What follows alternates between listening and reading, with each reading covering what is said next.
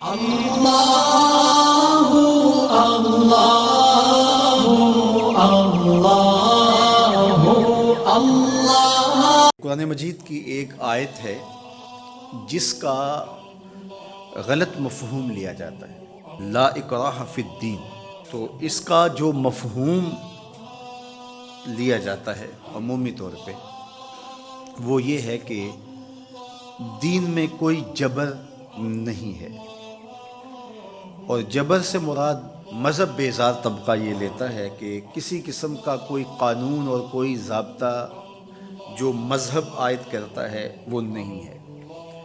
تو یہ مولویوں کی پیدا کردہ سختی ہے اور انہوں نے دین کو مشکل بنا دیا ہے، اور حدود و تعزیرات، قوانین، ضوابط، چور کا ہاتھ کاٹو، زانی کو سنگسار کرو، کوڑے مارو حد قذف میں، اور مختلف اوقات کے اندر مختلف عبادتوں کا لزوم۔ تو یہ کیا ہے جب قرآن کہتا ہے لا اکراہ فی الدین، دین میں کوئی سختی نہیں ہے، کوئی جبر نہیں ہے، جو مرضی کرو۔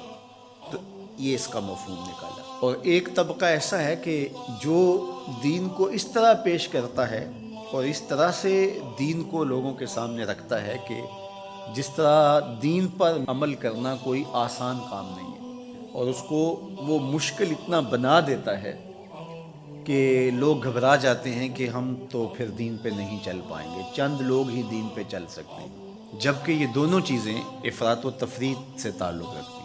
تو آیت کریمہ کا صحیح مفہوم یہ ہے، لا اکراہ فی الدین کا مطلب یہ ہے کہ دین قبول کروانے میں کسی پر سختی نہیں کی جائے گی کہ تو ضرور مسلمان ہے، یہ اس کا مفہوم ہے۔ اب کوئی دین قبول کر چکا ہے اور پھر احکام شریعہ اس کے اوپر نافذ ہوں گے تو یہ تو ہوں گے، تو اس پر یہ نہیں ہے کہ اب اس پر سختی نہیں کی جائے گی۔ جو اس جامعہ میں، اس درس گاہ میں داخل نہیں ہوتا، پڑھنا نہیں چاہتا، تو ہم اس کو دھکے سے گھر سے اٹھا کر کے یہاں داخلہ نہیں دے سکتے۔ جس کی مرضی ہو آئے اور جس کی مرضی ہو نہ آئے، لیکن جو شخص یہاں آ کے داخل ہو گیا، پھر یہاں جو ہم نے ضوابط اور قوانین بنائے ہیں ان کا وہ پابند ہوگا، اس لیے کہ وہ اپنی مرضی سے آیا ہے اور اس نے یہاں آ کر کے داخلہ لیا ہے۔ تو اب وہ کہے کہ میں نہیں مانتا، تو وہ باغی کہلائے گا۔ تو اسلام کے اندر کسی کو سختی سے داخل نہیں کیا جائے گا، ترغیب دی جائے گی۔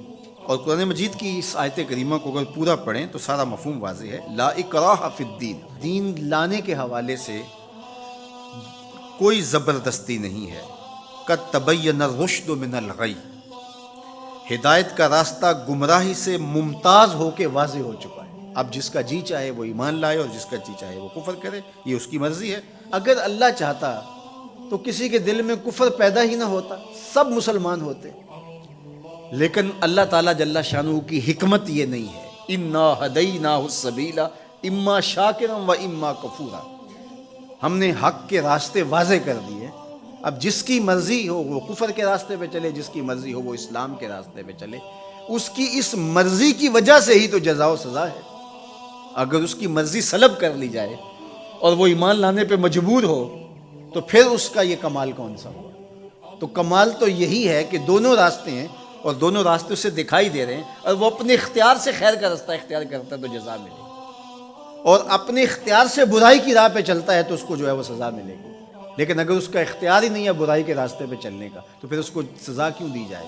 تو یہ بات ذہن میں رکھیے گا، یہ اختیار پر جزا اور سزا ہے۔ تو آیت کریمہ کا مفہوم یہ بتاتا ہے کہ جو چاہے وہ حق پہ آئے، اس پہ مجبور نہیں کیا جائے گا۔ باقی احکام شریعہ پر عمل پیرا ہونا تو یہ ایک امر آخر ہے۔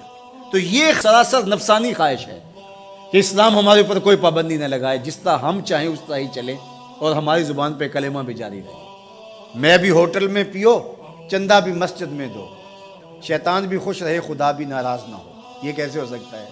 تو لا اکراہ فی الدین کا جو مفہوم لوگوں نے تراش لیا کہ اسلام کا کوئی ضابطہ قانون ہم قبول نہیں کریں گے، ہم خواہش اور مرضی کی زندگی بسر کریں گے، یہ سراسر دین کی منشا کے برعکس چیز ہے۔ اللہ اللہ